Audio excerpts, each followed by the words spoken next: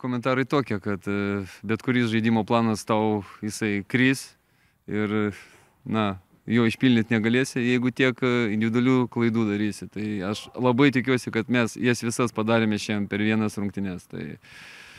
Tai kas atsitiko pirmą kėlinį, sunku man paaiškinti, nes, kalėdos atrodo dar iki kalėdų laiko daug, bet šiandien mes buvom labai dosnus ir mes tiek padovanojom Sūduvai šiandien, kad, nežinau net ką pasakyti.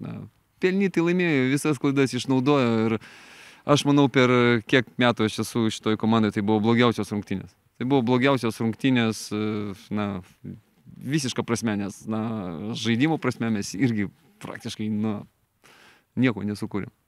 Tai skaudu, bet realybė tokia, kad, net ir pralošę po pirmo rato esame pirmi, bet tai tik tai pradžia ir tu tokių klaidų negali daryti, jeigu tu nori kovoti dėl kažko.